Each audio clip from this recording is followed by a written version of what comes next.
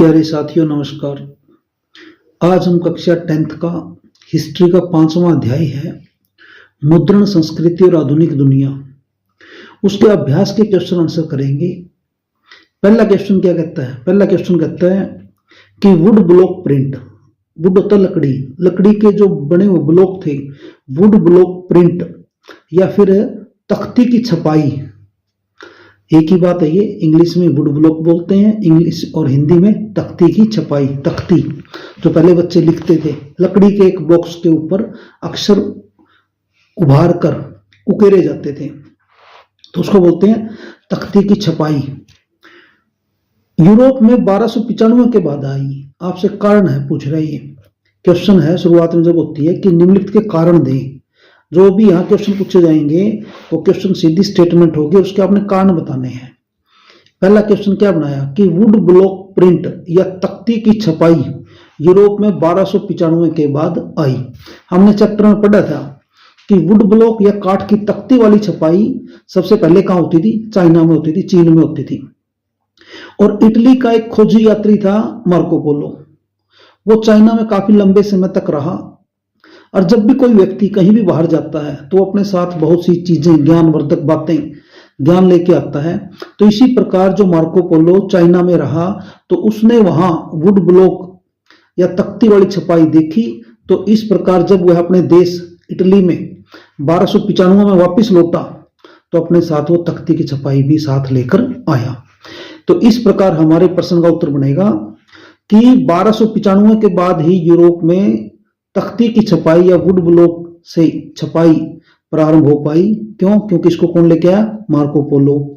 कब? 1295 में, जब वो अपने देश वापस इटली लौटा। कहां से? चाइना से। और चाइना में बहुत पहले से हो रही थी। दूसरा क्वेश्चन है कि मार्टिन लूथर मुद्रण के पक्ष में था। आज हम जितनी बातें कर रहे हैं ऑनलाइन डिजिटल प्लेटफॉर्मों की, तो इसी टाइप से एक ऐसी दुनिया भी थी जब मुद्रण नहीं था, जब हाथ से किताबें लिखी जाती थी, जिसको पांडुलिपियां बोलते थे। तो जब ये आज जैसे हमें डिजिटल एज जो अब है, जिसमें सारी चीजें आपको सॉफ्टवेयर, एक छोटी सी बहुत बड़ी बड़ी किताबें भी एक थोड़े से डाटा के अंदर आ जाती है, 1 MB 2 MB के अंदर पूरी पुस्तकें आ जाती हैं। तो इसी प्रकार जब शुरुआत में मुद्रण आया, जब प्रिंटिंग प्रेस से किताबें छपने लगी, तो वो भी एक दौर था आज से लगभग 500 साल पहले। तो क्या कहा इसने कि मार्टिन लूथर मुद्रण के पक्ष में था और उसने इसकी खुलेआम प्रशंसा की मुद्रण की, कि जो मुद्रण है, मुद्रण से जीवन में क्या क्या परिवर्तन आ सकता था और उस समय उसकी क्या महत्ता थी। तो क्वेश्चन है कि मार्टिन लूथर मुद्रण के पक्ष में था, उसने इसकी खुलेआम प्रशंसा की और आपने बताना कारण कि क्यों की। मार्टिन लूथर सबसे पहले बताएंगे जर्मनी का निवासी था। 1517 में उसने रोम की धार्मिक यात्रा की मार्टिन लूथर ने, और उसने यहाँ पोप और चर्च में जो बुराइयां व्याप्त थी उनको देखा, और वापस आकर उसने उन बुराइयों के विरुद्ध एक आंदोलन प्रारंभ कर दिया। और इसी आंदोलन के परिणाम स्वरूप ईसाई धर्म के अंदर 2 शाखाएं बन गई। जो नई शाखा जिसका नेतृत्व मार्टिन लूथर कर रहे थे वो प्रोटेस्टेंट कहलाई, और जो मूल शाखा रही जिसमें पोप और चर्च का आधिपत्य था वो कैथोलिक कहलाई। कैथोलिक या कैथोलिक एक ही बात है ये। उसने जर्मन भाषा में बाइबल का अनुवाद किया मार्टिन लूथर ने, और मार्टिन लूथर इसलिए मुद्रण के पक्ष में था। क्यों पक्ष में था? क्योंकि यह किसी गलत परंपरा का विरोध करने का एक सशक्त साधन था। अब आप प्रत्येक व्यक्ति को कैसे बताते फिरोगे कि ये गलत है, वो सही है, ये गलत है। लेकिन जब प्रिंटिंग प्रेस आ गई तो आप एक पेज के ऊपर अपना पूरा लेख लिखो और उसकी कॉपियां निकालो, लोगों तक पहुंचा दो। जैसे आज हम डिजिटल एज में अब ऑनलाइन यूट्यूब के माध्यम से और भी जो सोशल मीडिया के प्लेटफॉर्म उसके माध्यम से आपने देखा होगा कितनी गलत बातों का विरोध किया जाता है। जब ये चीजें हैं तो ही विरोध हो पाता है, अन्यथा आप एक जगह बताते रहो, लोगों को कैसे बताओगे, अपना मैसेज कैसे कन्वे करोगे लोगों तक। तो मार्टिन लूथर ने देखा कि जो मुद्रण है, जो छपाई है, उसके माध्यम से किसी भी बात को लोगों तक पहुंचाना बहुत ही आसान है। वो ये कहता है कि मार्टिन लूथर मुद्रण के पक्ष में इसलिए था क्योंकि किसी भी गलत परंपराओं का विरोध करने का एक सशक्त साधन था। इस माध्यम से अपने विचारों को थोड़े ही समय में कई लोगों तक पहुंचाया जा सकता था उसने चर्च की कुरीतियों की आलोचना करते हुए अपनी 95 थीसिस लिखी और इसकी छपी हुई एक कॉपी विटेनबर्ग का जो गिरजाघर था, चर्च था, उसके दरवाजे पर टांग दी। और इसमें लूथर ने चर्च को शास्त्रार्थ के लिए चुनौती दी, डिबेट के लिए चैलेंज किया। लूथर के लेखों के परिणाम स्वरूप चर्च का विभाजन हो गया, क्योंकि बहुत से लोग लूथर की बातों से सहमत थे और वो लोग मार्टिन लूथर के साथ चल पड़े, लग गए उसके पीछे। और एक प्रोटेस्टेंट लहर का उदय हुआ, सुधारवादी आंदोलन, प्रोटेस्टेंट मतलब सुधारवादी लहर। उसके द्वारा किए गए न्यू टेस्टामेंट के अनुवाद की 5000 कॉपियां, 5000 प्रतियां कुछ ही हफ्तों में बिक गई और 3 महीने के अंदर उसका दूसरा संस्करण, दूसरा सेकंड एडिशन निकालना पड़ा। मुद्रण की प्रशंसा करते हुए उसने कहा था, ये वेरी वेरी इंपॉर्टेंट लाइन है एग्जाम के हिसाब से, कि मुद्रण की प्रशंसा करते हुए मार्टिन लूथर ने कहा था कि मुद्रण ईश्वर की दी हुई महानतम देन है, सबसे बड़ा उपहार है। तो ये भी आपने ध्यान रखना है। तीसरा क्वेश्चन क्या आया? तीसरा क्वेश्चन आया कि रोमन कैथोलिक चर्च ने 16वीं शताब्दी के मध्य से प्रतिबंधित किताबों की सूची रखनी शुरू कर दी। जो रोमन कैथोलिक चर्च था, प्रोटेस्टेंट के मार्टिन लूथर के विरोध में जो था, रोमन कैथोलिक चर्च जो मूल शाखा थी ईसाई धर्म की, रोमन कैथोलिक चर्च ने 16वीं शताब्दी के मध्य में प्रतिबंधित किताबों की सूची रखनी आरंभ कर दी, शुरू कर दी। तो कारण बताना क्यों कर दी। जैसे आज हमें बच्चों को मोबाइल देते हुए डर लगता है, तो इसी टाइप से जब किताबें आई तो किताबों का भी सभी ने स्वागत नहीं किया। तो छपे हुए लोकप्रिय साहित्य के माध्यम से कम पढ़े लिखे लोग धर्म की अलग अलग व्याख्याओं से परिचित हुए। उन्होंने बाइबल के नए अर्थ लगाने आरंभ कर दिए, क्योंकि पहले तो सिर्फ पादरी ही बताते थे उसके बारे में, लेकिन अब जैसे लोगों ने उसके बारे में छपा हुआ पढ़ा तो उन्होंने अपनी अपनी व्याख्याएं शुरू कर दी और अपने अपने अर्थ लगाने आरंभ कर दिए। अपने अर्थों के अनुसार उन्होंने ईश्वर और सृष्टि के बारे में नए विचार घड़े, ऐसे विचार प्रस्तुत किए जिनसे रोमन कैथोलिक चर्च क्रोधित हो उठा। जो रोमन कैथोलिक चर्च था उसके विचारों से जो मेल नहीं खाते थे। धर्म विरोधी विचारों को दबाने के लिए एक संस्था बनाई गई, इंक्विजिशन, जिसको बोलते हैं हिंदी में धर्म अदालत, जो धर्म के आधार पे फैसले देती है, धर्म के आधार पर देखती है सही क्या है और गलत क्या है, न कि विवेक के आधार पे। तो इंक्विजिशन नामक धार्मिक संस्था ने धर्म विरोधी जो भी लोग थे उनको कठोर दंड दिए। एक किसान था मेनोकियो, इटली का किसान था मेनोकियो, उसके मामले में भी ऐसा हुआ, उसको भी दंड दिया गया। पहले एक बार उसको बुलाया गया, उसको समझाया गया, बताया गया, चेतावनी दी कि छोड़ दिया गया, लेकिन नहीं माना तो दूसरी बार उसको मृत्युदंड दिया गया। प्रकाशकों और पुस्तक विक्रेताओं पर भी धर्म विरोधी प्रचार को रोकने के उद्देश्य से कई प्रतिबंध लगाए गए थे और आखिर में स्थिति यहां तक आ गई थी, ये यहां तक पहुंच गई कि 1558 से, आपने ध्यान रखना, 1558 से 1558 से अपने पास प्रतिबंधित पुस्तकों की सूची रखनी आरंभ कर दी कि ये पुस्तकें कोई भी व्यक्ति, कोई भी प्रकाशक, कोई भी पब्लिशर, कोई भी दुकानदार नहीं रखेगा। नेक्स्ट क्वेश्चन है, महात्मा गांधी ने कहा कि स्वराज की लड़ाई, जो खुद का राज है, स्वराज की लड़ाई दरअसल अभिव्यक्ति, प्रेस और सामूहिकता, ये 3 शब्द हैं। अभिव्यक्ति, अपने विचारों को अभिव्यक्त करना, प्रेस मीडिया की स्वतंत्रता और सामूहिकता के लिए लड़ाई है। महात्मा गांधी ने कहा कि स्वराज की लड़ाई दरअसल अभिव्यक्ति, प्रेस की आजादी और सामूहिकता की लड़ाई है। आपने ये कारण बताना है कि इसके पीछे ऐसा क्या, ऐसे शब्द क्यों कहे। तो कहते हैं महात्मा गांधी ने शब्द 1922 में कहे थे और ये पता है आपको, उस समय असहयोग आंदोलन का समय था, दौर था। उस समय वह असहयोग आंदोलन के माध्यम से स्वराज की लड़ाई लड़ रहे थे। वह जानते थे कि अभिव्यक्ति और प्रेस की स्वतंत्रता किसी भी राष्ट्र की आत्मा होती है। आज भी है ये, पहले भी था। तो अभिव्यक्ति और प्रेस की आजादी, लोगों को अपने विचार अभिव्यक्त करने की आजादी होनी चाहिए। प्रेस को आजादी होनी चाहिए कि जो सच्चाई है, जो घटनाएं हो रही है उसको एज इट इज वो दिखाएं। प्रेस की स्वतंत्रता किसी भी राष्ट्र की आत्मा होती है और इनके बिना कोई भी राष्ट्र जीवित नहीं रह सकता, क्योंकि लोगों को सच्चाई का ही नहीं पता चलेगा। पता नहीं चलेगा तो फिर देश के में जो घटनाएं हो रही है उनका मूल्यांकन कैसे करेंगे, हम किस आधार पर करेंगे। यह स्वतंत्रता लोगों में सामूहिकता, एकजुटता की भावना उत्पन्न करती है, जिससे राष्ट्र का निर्माण होता है। ऐसा राष्ट्र ही विदेशी शासन को उखाड़ फेंकने की शक्ति रखता है। विदेशी शासन के विरुद्ध अपनी लड़ाई के लक्ष्य को स्पष्ट करते हुए उन्होंने शब्द कही, क्या कही, वाणी की स्वतंत्रता, प्रेस की स्वतंत्रता, सामूहिकता की स्वतंत्रता, यही तीन शब्द हैं, अभिव्यक्ति, प्रेस और सामूहिकता। भारत सरकार अब जनमत को व्यक्त करने और बनाने के इन तीन शक्तिशाली औजार कौन से? अभिव्यक्ति, प्रेस और सामूहिकता की लड़ाई, औजारों को दबाने की कोशिश कर रही है। स्वराज खिलाफत की लड़ाई, सबसे पहले तो इन संकटग्रस्त स्वतंत्रताओं की लड़ाई है, ये शब्द गांधी जी ने कहे थे। नेक्स्ट क्वेश्चन है, ये सेकंड क्वेश्चन हो गया, पहले क्वेश्चन के ही 4 पार्ट थे जो हमने कर लिए हैं। अब सेकंड क्वेश्चन क्या कहता है? टेक्स्ट बुक का सेकंड क्वेश्चन कहता है कि टिप्पणी करनी है आपने किस पे? सबसे पहले गुटेनबर्ग प्रेस पे। गुटेनबर्ग, तो योहान गुटेनबर्ग आपको याद होगा, जर्मनी का निवासी था जिन्होंने पहली बार प्रिंटिंग प्रेस बनाई। वह बचपन से ही तेल और जैतून पेरने की मशीनें देखते आया था, वहां जो तेल निकाला जाता था जैतून से, उसकी मशीनें देखते आया था। बाद में उसने हीरों और शीशों पर पॉलिश करने की कला भी सीखी। अपने ज्ञान और अनुभव का प्रयोग उसने अपनी प्रिंटिंग प्रेस के निर्माण में किया। देखिए, किसी भी व्यक्ति को जो भी उसका ज्ञान हासिल करता है, वो उसको अपने भविष्य में जो भी रिसर्च, जो भी गतिविधियों को आगे बढ़ाता है, उनमें वो यूज करता है। उसके द्वारा बनाई गई प्रेस विश्व की पहली प्रिंटिंग प्रेस थी, जिसका आविष्कार 1448 में हुआ। कब हुआ? 1448 में। इससे पहले पुस्तकें हाथ से लिखी जाती थी, जिनको पांडुलिपियां बोलते थे। गुटेनबर्ग की प्रेस पर सबसे पहले छपने वाली पहली पुस्तक थी बाइबल, क्योंकि वो ईसाई था तो उसके द्वारा जो किताब छपी गई वो बाइबल थी। और इस पुस्तक की 180 कॉपियां, 180 प्रतियां छपने में 3 वर्ष का समय लगा। आज हमें लगता है कि 180 प्रतियां तो 1 घंटे में बना देंगे, 1 घंटे से भी कम टाइम में बना देंगे, लेकिन उस जमाने में 3 वर्ष लगे थे।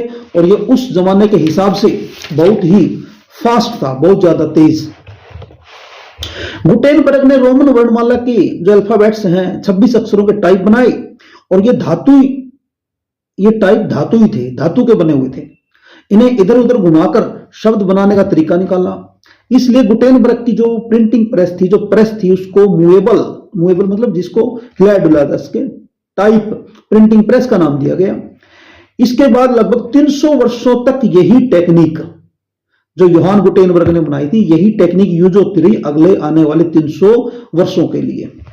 आज जमाना काफी तेज है, चीजें बहुत जल्दी बदल जाती है। एक प्रिंटर आता है, उसमें बाद में फिर इंप्रूवमेंट, और इतने जल्दी जल्दी टेक्निक बदल रही है कि वो पहले वाली चीजें बेकार हो जाती है।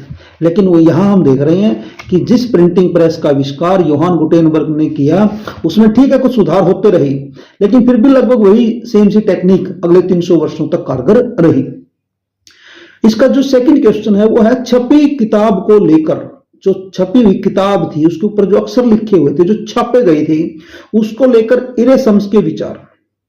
कहता है इरेसम्स पुनर्जागरण काल का एक महान लातीनी भाषा का विद्वान था। लातीनी विद्वान था इरेसम्स। कौन से काल का? पुनर्जागरण काल का, जो यूरोप के अंदर पुनर्जागरण हुआ था, उस काल का एक महान लातीनी विद्वान था। उसने कैथोलिक धर्म के अतिवादी स्वरूप की कड़ी आलोचना की। जो कैथोलिक धर्म जो एक अतिवादी रूप धारण किए हुए था कि लोगों की सुनता ही नहीं था, अपने ही तरीके से हर चीज की व्याख्या करता था। उसका मानना था कि कैथोलिक चर्च एक लालची संस्था है जो बात बात पर साधारण लोगों से लूट खसोट करती है। छपी किताब को लेकर वह बहुत आशंकित था। देखिए, कैथोलिक चर्च के प्रति भी वो कोई सहानुभूति नहीं है, लेकिन किताबों को लेकर भी आशंकित था। इस संबंध में उसने 1508 में एडेजेज, एक पत्रिका थी एडेजेज, उसमें अपने विचार व्यक्त किए थे। क्या विचार व्यक्त किए? वह पुस्तकों को भिन्न भिनाती मक्खियों की तरह मानता था जो संसार के हर कोने में पहुंच जाती है। कौन? इरेसम्स मानता है। उसने अपने विचार व्यक्त किए थे एडेजेज नामक पत्रिका में कि जो ये पुस्तकें हैं ये भिन्न भिनाती मक्खियों की तरह है, और जो संसार के किसी भी कोने में, मतलब किसी कोने के हर कोने में पहुंच जाती है। उसके अनुसार पुस्तकें जानने योग्य तो कोई एक आध बात ही बताती है, वह अधिकांश, उनका जो अधिकांश भाग है वो तो हानिकारक ही होता है। ये इरेसम्स के विचार हैं। उसका कहना था कि अधिकतर धूर्त, धर्म विरोधी और षड्यंत्रकारी लोग ही किताबें छापते हैं। ऐसे लोगों और उनकी किताबों से हमें बचना चाहिए। ये थे इरेसम्स के विचार। नेक्स्ट क्वेश्चन है, वर्नाक्यूलर या देसी प्रेस एक्ट। वर्नाक्यूलर या देसी प्रेस एक्ट 1878 में लॉर्ड लिटन ने पास किया था। इसके अनुसार वर्नाक्यूलर क्या होता है? वर्नाक्यूलर होता है हमारी लोकल डायलेक्ट, जो क्षेत्रीय भाषाएं होती है, वर्नाक्यूलर। या दे भी दिया साथ में देसी प्रेस एक्ट। देसी भाषाओं के अंदर जो अखबार छपते थे। देसी प्रेस एक्ट, वर्नाक्यूलर या देसी प्रेस एक्ट 1878 में लॉर्ड लिटन ने पास किया। उसके अनुसार भारत के देशी समाचार पत्रों पर कड़ा सेंसर बिठा दिया गया। सेंसर मतलब निगरानी, अखबार में क्या छपेगा नहीं छपेगा ये सारी चीजें सरकार निर्धारित करेगी। फिर क्या अखबार रहा, यदि सरकार उसको निर्धारित करती है कि क्या छापना है, तो क्या गलत बातों का अखबार उठा पाएगा, क्या समाज के सामने उसको पेश कर पाएगा। तो कड़ा सेंसर बिठा दिया ताकि वह अंग्रेजी सरकार की आलोचना न कर सके। अंग्रेजी समाचार पत्रों को इस सेंसर से मुक्त रखा गया था। यदि किसी देसी समाचार पत्र में छपी किसी रिपोर्ट को विद्रोही समझा जाता, ये माना जाता कि इसमें तो अंग्रेजों की आलोचना हो रही है, विरोध प्रकट हो रहा है, तो पहले समाचार पत्र को चेतावनी दी जाती थी, पहले उसको चेतावनी दी जाती थी। और यदि इस चेतावनी पर ध्यान नहीं देता अखबार, तो समाचार पत्र को जब्त कर लिया जाता था। यहां तक कि उसकी मशीनें वगैरह सारा जो भी सिस्टम उसके पास सामग्री होती थी अखबार छापने के लिए, उन सभी को अंग्रेज उठाकर ले जाते थे, जब्त कर लेते थे। थर्ड क्वेश्चन है कि 19वीं सदी में भारत में मुद्रण संस्कृति के प्रसार का इनके लिए क्या मतलब था।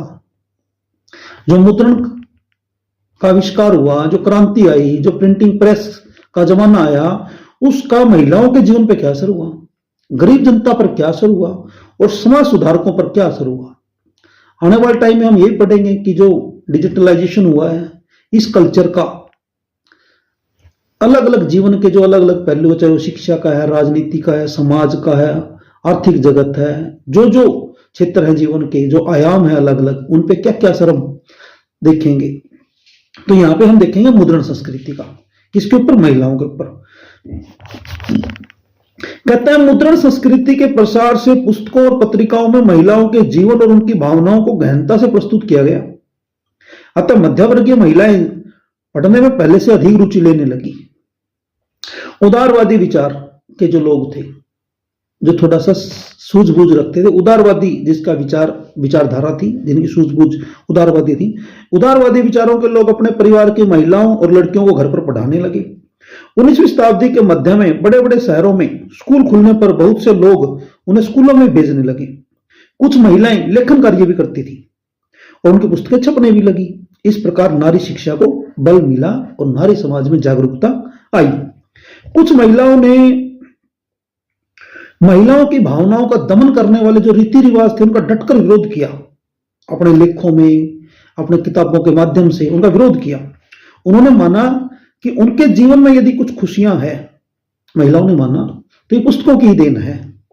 एक तमिल उपन्यास में एक महिला ने लिखा, क्या लिखा, कि कई एक कारणों से मेरी दुनिया छोटी है। उसने लिखा, तमिल जो उपन्यास में एक महिला ने क्या लिखा, कि मेरी दुनिया कई कारणों से बहुत छोटी है, छोटी दुनिया है, लेकिन मेरे जीवन में आधी से अधिक खुशियां पुस्तकें पढ़ने से आई है। मतलब उसने अपनी जो खुशी है उसका क्रेडिट किताबों को दिया है, कि किताबों के कारण आई है।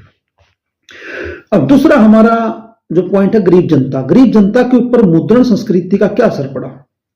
मुद्रण संस्कृति से देश की गरीब जनता अथवा मजदूर वर्ग को भी बहुत लाभ पहुंचा। पुस्तकें इतनी सस्ती हो गई कि चौक चौराहे पर बिकने लगी। गरीब मजदूर इन्हें आसानी से खरीद सकते थे, पढ़ सकते थे, और 20वीं शताब्दी में सार्वजनिक पुस्तकालय भी खुलने लगे, जिससे पुस्तकों की पहुंच और भी व्यापक हो गई। जैसे हम देख रहे हैं कोरोना के कोविड पीरियड के बाद बहुत सी छोटे छोटे शहरों के अंदर भी लाइब्रेरियां खुल गई है, जिससे लोकल जो बच्चे हैं, पहले जिसको पढ़ने के लिए वो एनवायरनमेंट नहीं मिलता था, मिलता है, बढ़िया पढ़ाई कर सकते हैं, जितना चाहे पढ़ सकते हैं। वो कहता सार्वजनिक पुस्तकालय भी खुलने लगे, जिससे पुस्तकों की पहुंच और भी व्यापक हो गई। बेंगलोर के सूती मिल मजदूरों ने स्वयं को शिक्षित करने के उद्देश्य से, जो बेंगलोर के कर्नाटका की जो कैपिटल है बेंगलुरु अब बोलते हैं इसको, बेंगलोर के सूती मिल मजदूरों ने स्वयं को शिक्षित करने के उद्देश्य से अपने पुस्तकालय स्थापित किए। इसकी प्रेरणा उन्हें कहां से मिली थी, मुंबई के मिल मजदूरों से मिली थी। कुछ सुधारवादी लेखकों की पुस्तकों में मजदूरों को जो जातीय भेदभाव था उसके विरुद्ध संगठित होने के लिए प्रयासरत किया, उनको जागरूक किया। इन लेखकों ने मजदूरों के बीच साक्षरता लाने, नशाखोरी को कम करने और अन्याय के विरुद्ध आवाज उठाने के भरसक प्रयास किए। इसके अतिरिक्त उन्होंने मजदूरों तक राष्ट्रवाद का संदेश भी पहुंचाया। मजदूरों का हित साधने वाले लेखकों में ज्योतिबा फुले, भीमराव अंबेडकर जी, ईवी रामास्वामी नायकर, काशी बाबा के नाम लिए जा सकते हैं। नेक्स्ट है कि मुद्रण संस्कृति का जो समाज सुधारक थे उनके ऊपर क्या असर पड़ा, क्या प्रभाव पड़ा, क्या मतलब था, क्या महत्व था उनके लिए। सुधारकों के लिए मुद्रण संस्कृति के प्रसार का अर्थ था समाज सुधार का ठोस माध्यम। उन्होंने पुस्तकों, पत्रिकाओं, समाचार पत्रों आदि भारतीय समाज में फैली कुरीतियों पर जोरदार प्रहार किया। उनका समर्थन करने वाले रूढ़िवादियों की कड़ी आलोचना की उन्होंने, पत्रिकाओं में, अखबारों में, समाचार पत्रों में, किताबों में। अधिक से अधिक लोगों तक अपने विचार पहुंचाने के लिए उन्होंने आम बोलचाल की भाषा का प्रयोग किया जिससे आम लोग भी समझ सकें। हिंदू समाज एवं धर्म सुधारकों ने जहां विधवा विवाह, मूर्ति पूजा, ब्राह्मणों के प्रभुत्व के विरुद्ध आवाज उठाई, वहीं मुस्लिम सुधारकों ने दैनिक जीवन जीने के तरीके और इस्लामी सिद्धांतों के अर्थ समझाते हुए हजारों फतवे जारी किए, हजारों संदेश जारी किए।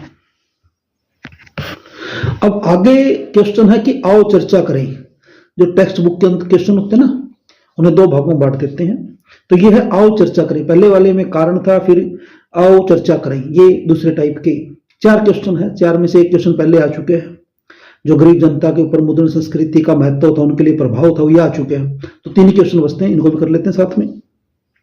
चर्चा करें का पहला क्वेश्चन है कि 18वीं सदी के यूरोप में कुछ लोगों को ऐसा क्यों लगता था कि जो मुद्रण संस्कृति है उससे निरंकुशवाद का अंत होगा और ज्ञान का उदय होगा, ज्ञानोदय होगा।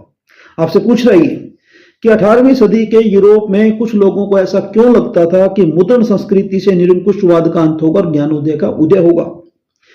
18वीं सदी के मध्य तक लोगों का यह विश्वास बन चुका था कि मुद्रण संस्कृति से निरंकुशवाद का अंत होगा और ज्ञान का तेजी से प्रसार होगा, प्रचार होगा। और इसके पीछे क्या कारण थे? पहला कारण, अधिक संख्या में पुस्तकें छपने से समाज के सभी वर्गों तक पहुंच गई पुस्तकें। बिल्कुल सीधी सी बात है, पुस्तकें यदि ज्यादा मात्रा में, ज्यादा संख्या में छपेगी तो लोगों तक आसानी से पहुंच सकती है, सस्ती भी होगी वो। दूसरा फिर वही पॉइंट है, पुस्तकें सस्ती भी होती गई, अतः गरीब लोग भी इन्हें खरीद सकते थे। नए नए विषयों पर पुस्तकें बाजार में आने से लोगों की पुस्तकों में रुचि बढ़ गई, अतः बहुत से लोग पुस्तकों के नियमित पाठक बन गए। ये सब बातें ज्ञान के उदय और प्रसार की सूचक थी। पुस्तकों में अब क्या हुआ, चर्च और राजशाही की निरंकुश सत्ता की आलोचना की जाने लगी। लोग उसके बारे में चर्चा करने लगे, उसकी आलोचना करने लगे। अतः बहुत से लोग यह मानने लगे कि पुस्तकें समाज को निरंकुशवाद और आतंकी राज सत्ता से मुक्ति दिलाकर ऐसा वातावरण तैयार करेगी जिसमें किसका राज होगा, बुद्धि का और विवेक का राज होगा। तत्कालीन फ्रांस का एक उपन्यासकार था लुई सेबास्तिये मर्सिये, वेरी वेरी इंपॉर्टेंट है ये। फ्रांस का उपन्यासकार था, नाम था लुई सेबास्तिये मर्सिये, ने घोषणा की। क्या घोषणा की? ये 1 नंबर का बहुत इंपॉर्टेंट क्वेश्चन है। जो छापाखाना है, छापाखाना, प्रिंटिंग प्रेस, वो प्रगति का सबसे शक्तिशाली औजार है और इससे बन रही जनमत की आंधी में निरंकुशवाद उड़ जाएगा। क्या कहा मर्सिये ने कहा कि छापाखाना प्रगति का सबसे शक्तिशाली औजार है और इससे बन रही जो जनमत की आंधी है उसमें निरंकुशवाद उड़ जाएगा। मर्सिये ज्ञानोदय को लाने और निरंकुशवाद को उखाड़ फेंकने में छापेखाने की भूमिका के प्रति इतना आश्वस्त था कि उसने निरंकुशवादी शासकों को यह बहुत बड़ी चुनौती दे डाली। उसने कहा, हे निरंकुशवादी शासकों। किसने कहा? मर्सिये ने। कौन था मर्सिये? फ्रांस का उपन्यासकार लुई सेबास्तिये मर्सिये। उसने क्या कहा? हे निरंकुशवादी शासकों, अब तुम्हारा कांपने का वक्त आ गया है। आभासी लेखक की कलम की ताकत के आगे तुम हिल उठोगे। उसने कलम को महत्व दिया। उसने कहा कि आभासी लेखक, जो लेखक लिखेगा तुम्हारे विरोध में, उसकी जो बगावत की लहर चलेगी, उस कलम की ताकत के आगे तुम हिल उठोगे। तो लाइन है कि हे निरंकुशवादी शासकों, अब तुम्हारा कांपने का वक्त आ गया है और आभासी लेखक की कलम की ताकत के आगे तुम हिल उठोगे। ये बात कही मर्सिये ने। मर्सिये कौन था? फ्रांस का उपन्यासकार। नेक्स्ट क्वेश्चन है, कुछ लोग किताबों की सुलभता को लेकर चिंतित क्यों थे? जैसे आज फोन से, भाई प्रत्येक बच्चे के हाथ में फोन है, पेरेंट्स को भी चिंता है, समाज के जो बुद्धिजीवी वर्ग उनको भी चिंता है। तो क्योंकि ज्यादा सुलभता का मतलब आम इंसान तक पहुंच हो जाना, सभी की पहुंच में हो जाना। तो कुछ लोग किताबों की सुलभता को लेकर चिंतित क्यों थे, यूरोप और भारत से आपने एक एक उदाहरण देकर समझाना है। इसमें कोई संदेह नहीं है कि मुद्रण तकनीक के आविष्कार से किताबों की पहुंच दिन प्रतिदिन सुलभ होती गई, सभी के लिए उपलब्ध होती गई। इससे ज्ञान का प्रसार हुआ, तर्क को बढ़ावा मिला। परंतु कुछ लोग ऐसे भी थे जो किताबों के सुलभ हो जाने से चिंतित थे। जिन लोगों ने छपी हुई किताबों का स्वागत किया, उनके मन में भी कहीं ना कहीं, किसी ना किसी मन के कोने में कुछ शंकाएं थी। चिंतित लोगों में मुख्य रूप से कौन थे? धर्मगुरु थे, सम्राट थे, कुछ लेखक थे। वे समझ नहीं पा रहे थे कि छपे हुए शब्दों का लोगों के दिलो दिमाग पर क्या प्रभाव पड़ेगा। उनका मानना था कि यदि पुस्तकों पर कोई नियंत्रण नहीं होगा तो लोग अधर्मी हो जाएंगे, विद्रोही बन जाएंगे। ऐसे में मूल्यवान साहित्य की सत्ता ही नष्ट हो जाएगी। अब एक उदाहरण आपने यूरोप से देना, एक भारत से देना। यूरोप में कैथोलिक चर्च लोगों में चर्च विरोधी भावनाओं के पनपने से बहुत अधिक चिंतित था। चर्च उसे अपनी सत्ता खतरे में दिखाई देने लगी थी, क्योंकि किताबें पढ़ेंगे लोग, क्वेश्चन उठाएंगे जो चर्च ने अभी तक लोगों को बहकाया हुआ है, अंधकार में रखा हुआ है, तो उसे अपनी सत्ता खतरे में दिखाई देने लगी। यही कारण था कि उसने इटली का जो किसान था, मेनोकियो नामक एक गरीब किसान को चर्च विरोधी विचार व्यक्त करने पर मृत्युदंड दे दिया। और प्रसिद्ध वैज्ञानिक गैलीलियो पर भी इसी कारण एक मुकदमा चलाया गया था। भारत से एक उदाहरण देखते हैं। भारत की अंग्रेजी सरकार द्वारा मुद्रण संस्कृति के प्रचार से चिंतित थी, क्योंकि इससे लोगों में राष्ट्रवादी भावनाएं मजबूत होती जा रही थी। लोग अंग्रेजों के बारे में जान रहे थे, अंग्रेजों के द्वारा जो कुकृत्य भारत में किए जा रहे थे, देश को लूटा जा रहा था, लोगों का ऊपर अत्याचार किया जा रहा था, उसकी जानकारी लोगों तक पहुंच रही थी। उदाहरण के लिए 1907 में जब पंजाब के क्रांतिकारियों को काला पानी भेजा गया, तो बाल गंगाधर तिलक ने अपने अखबार केसरी में उनके प्रति गहरी सहानुभूति जताई। परिणाम स्वरूप उन्हें भी 1908 में कैद कर लिया गया। तो एक एग्जाम्पल आपने यूरोप से देना है कि वहां चर्च कैसे चिंतित था, और एक एग्जाम्पल आपने भारत से देना है कि भारत में अंग्रेजी सरकार मुद्रण के प्रसार से, किताबों की सुलभता से कैसे चिंतित थी। लास्ट क्वेश्चन है कि मुद्रण संस्कृति ने, क्योंकि तीसरा क्वेश्चन हमारा पहले आ चुका है, अब ऑलरेडी हम चौथा करते हैं। मुद्रण संस्कृति ने भारत में राष्ट्रवाद के विकास में क्या मदद की है? मुद्रण संस्कृति ने भारत में राष्ट्रवाद के विकास में बहुत ही महत्वपूर्ण भूमिका निभाई। कुछ पॉइंट आपने यहां बनाने हैं। पहला पॉइंट क्या कहता है? अंग्रेजी काल में भारतीय लेखकों ने ऐसी पुस्तकों की रचना की जो राष्ट्रीय भावनाओं से ओतप्रोत थी, भरपूर थी, राष्ट्रवाद की भावनाओं में कूट कूट कर भरी हुई थी उनके विचारों में। बंकिम चंद्र चटर्जी के उपन्यास आनंद मठ ने लोगों में देश प्रेम की भावना का संचार किया, और जो वंदे मातरम गीत है वो भारत के कोने कोने में गूंजने लगा। भारतीय समाचार पत्रों ने भी राष्ट्रीय आंदोलन के लिए उचित वातावरण तैयार किया। अमृत बाजार पत्रिका, केसरी, मराठा, हिंदू, बॉम्बे समाचार आदि समाचार पत्रों में छपने वाले लेख राष्ट्र प्रेम से ओतप्रोत होते थे। इन लेखों ने भारतीयों के मन में राष्ट्रीयता की ज्योत जलाई। वैसे अखबार पढ़ने चाहिए, देश के बारे में, विदेश के बारे में जानकारी हमें होनी चाहिए।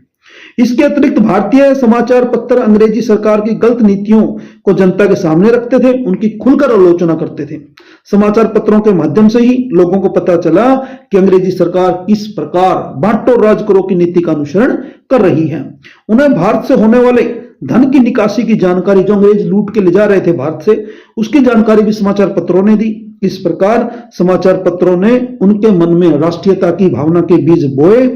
और सच तो यह है कि मुद्रण संस्कृति ने भारत में राष्ट्रवाद को बहुत ही मजबूत आधार प्रदान किया और लोगों के अंदर इस भावना को बढ़ाया, जिससे लोग इकट्ठे हुए, लोग एकजुट हुए और अंग्रेजों को भारत से बाहर निकालने के प्रयास किए जाने लगे। धन्यवाद। जय हिंद, जय भारत।